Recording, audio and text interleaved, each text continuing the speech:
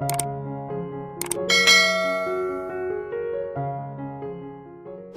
awali dulu dengan sebuah hadis dari Abu Hurairah radhiyallahu an. Hadis ini diriwayatkan oleh Imam An-Nawawi, disahihkan oleh Syekh Al-Albani, bahkan disebutkan juga oleh Imam Al-Qurtubi dalam tafsirnya tentang ayat pernikahan di surat Ar-Rum ayat 21.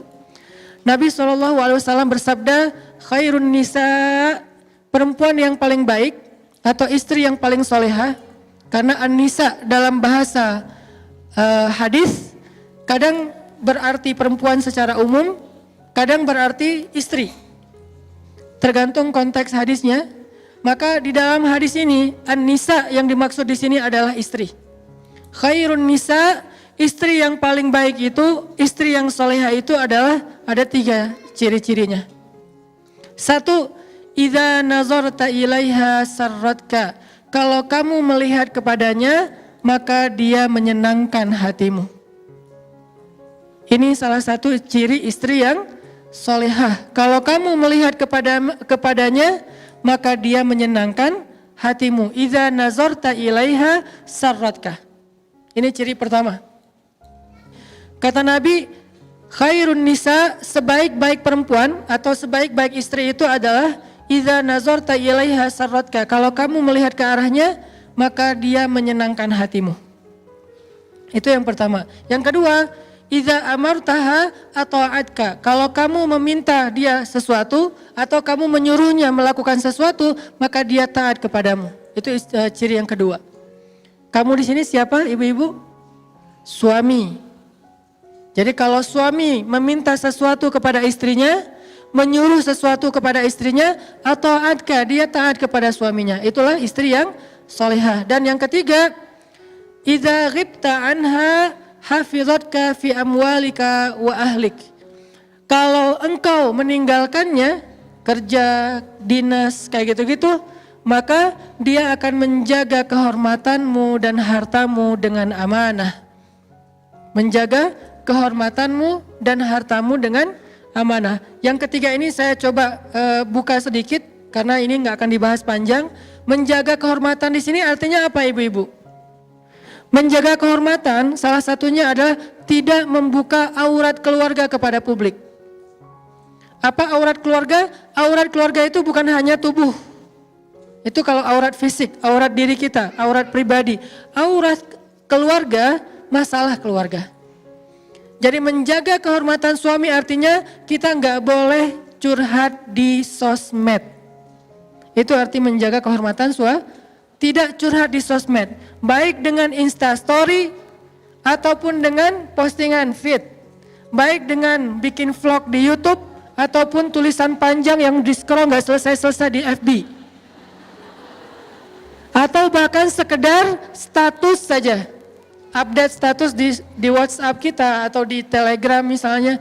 Apalagi kalau di Telegram kadang-kadang kita kayak bisa bikin emoticon sendiri gitu kan, terus emoticonnya tuh kayak cry gitu, kayak lagi nangis gerung-gerung atau jungkir balik, kayak guling-guling kayak gitu, terus kita kayak share gitu, ini lah ada emoticon baru tapi wajah-wajah kita lagi nangis, seolah-olah kita pengen semua orang tahu saya tuh lagi sedih, saya lagi ada masalah di keluarga, saya lagi ada kayak gini, terus kita kayak curhat gitu untuk menunjukkan bahwa pasangan kita, keluarga kita itu kayak nyakitin kita. Ini namanya membuka aurat keluarga. Dan ini artinya kita tidak menjaga kehormatan pasangan kita. Kalau itu yang kita lakukan, bukan soal soleh atau tidak, soal Allah mau membantu kita atau enggak dalam masalah kita.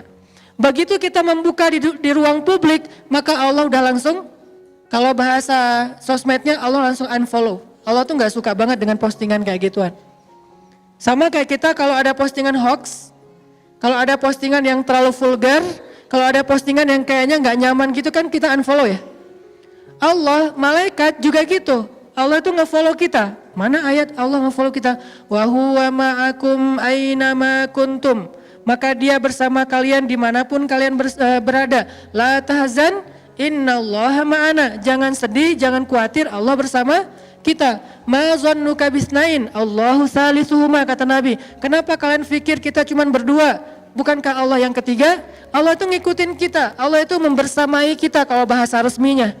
Tapi begitu kita posting sesuatu yang sifatnya aurat keluarga di ruang publik, maka Allah langsung unfollow. Bentuk unfollow-nya kalau yang paling ekstrim di surat At-Taubah, bara'atum minallah, Allah angkat tangan. Gak mau lagi terlibat. Kalau Allah udah gak terlibat dalam masalah keluarga kita ibu-ibu, maka siapa lagi yang bisa menyelesaikan masalah kita? Kalau Allah udah gak terlibat dalam masalah kita dengan pasangan kita, terus siapa yang akan membujuk hati pasangan kita agar dia kemudian jadi sayang lagi sama kita? Agar dia kemudian ngaku bersalah, agar dia kemudian insaf, agar dia kemudian memperbaiki diri. Siapa yang akan membolak-balikan hati dia kalau Allah udah gak terlibat? Memangnya publik bisa membolak-balikan hati manusia, bahkan hatinya sendiri gak bisa. Karena hati manusia ada di antara jemarinya Allah. Allah lah yang membolak-balikan hati itu.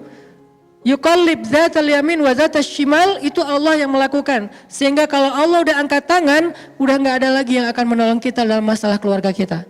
Inilah 3 ciri istri solehah yang disampaikan oleh Nabi dalam hadis riwayat An-Nasai.